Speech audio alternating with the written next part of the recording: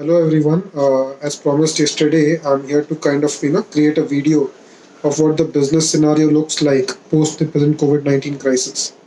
The COVID-19 crisis, as you must have seen, has completely changed what the business scenario looks like, right? It has completely turned the world upside down. So this kind of creates a situation. What do we do now? A lot of people are completely confused, even downright terrified of what the future looks like, and they're not sure what to be doing at this point of time. Some are so stricken by fear and panic, which is induced by the politicians and the journalists, that people are unable to think clearly of what the next step should be like. However, I see this as a great opportunity. I see this as a great neutralizer where it the crisis creates the opportunity.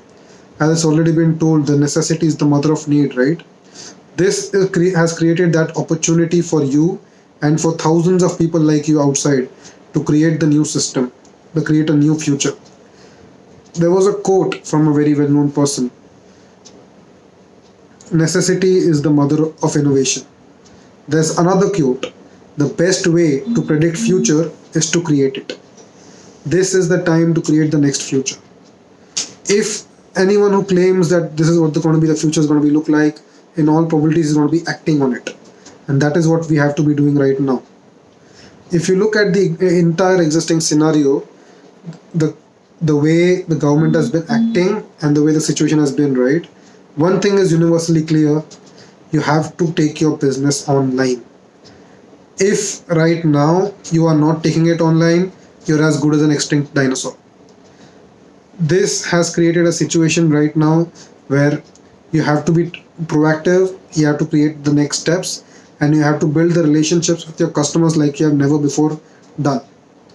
The existing retail relationships used to be counting on the existing old good vibes that they had with the existing customers, not really kind of building relationships with them.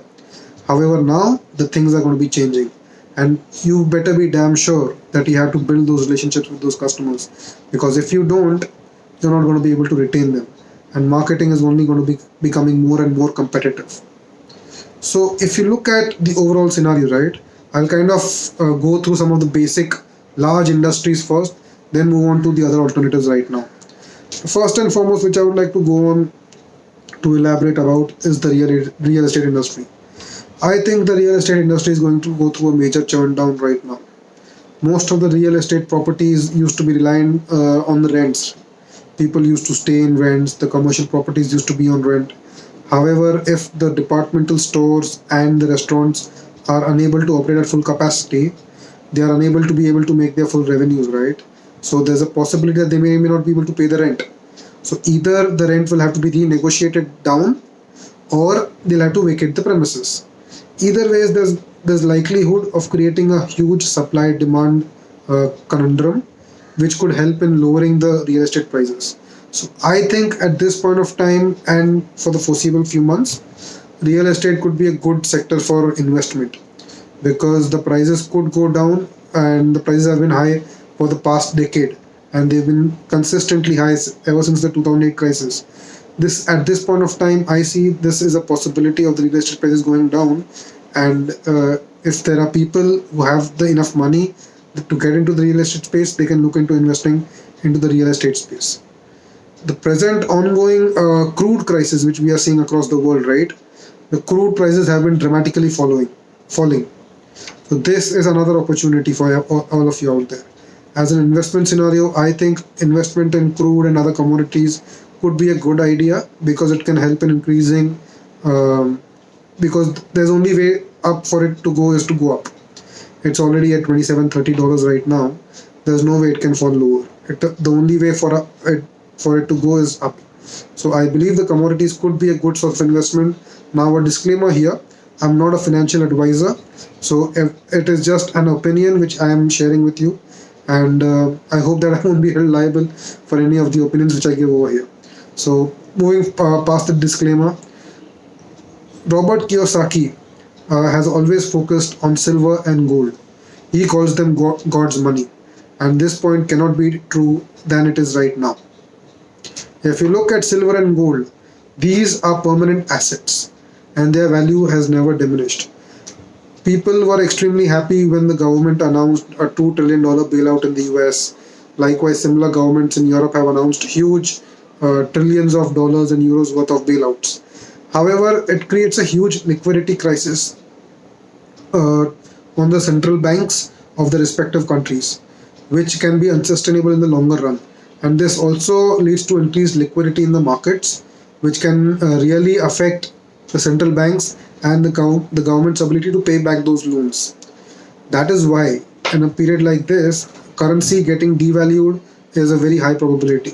So, and hence, silver and gold, I think, can become a good future investment sources in general. Moving forward to the next step, restaurants. If you look at the restaurant businesses right now, even if the say the government opens the businesses, right, they cannot go back to the way the things were before. They'll still have to manage social distancing. They'll have to operate at less than half the chairs of what half the tables which they were operating earlier. They cannot operate at full capacity. What this creates is unemployment and the real estate lower ends, as I spoken about earlier.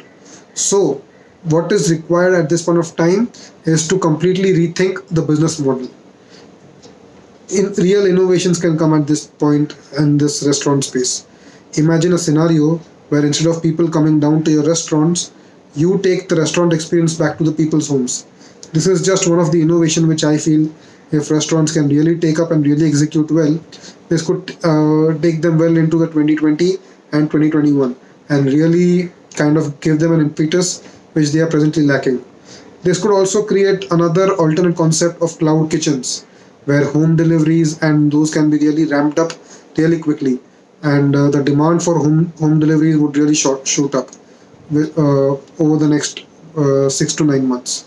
So these are the potential disruptions which I see happening in the food industry, in the restaurant industry primarily. As far as the departmental stores go, they will likely have to manage the entire social distancing aspect. People have to wear masks. People will have to sanitize themselves before entering the premises and after leaving the premises. So these kind of things are going to be applied at departmental stores. So at this point of time, people, if they do get into the home delivery services and make it much more faster, ensuring better home deliveries at more competitive rates, that is going to be required to really survive. However, at the same time, I see a huge possibility and a huge potential for newer companies to take that responsibility from the departmental stores. Most departmental stores may or may not have that kind of capabilities, right? So there I see a potential of logistics firms who can kind of focus on the last mile delivery from the retail store to the person's home. And that I see could be a good business model which people can look at. Each of these business models which I've elaborated in the past 5 minutes, I'll be creating separate videos elaborating the complete business model so that people could have a better idea of what they can think about, and how they go about implementing this. Because a lot of ground has been covered and I cannot cover the entire thing in a single video. So I'll be creating separate dedicated videos for all of those so that people have a better idea and a better understanding of how they can work on those business models.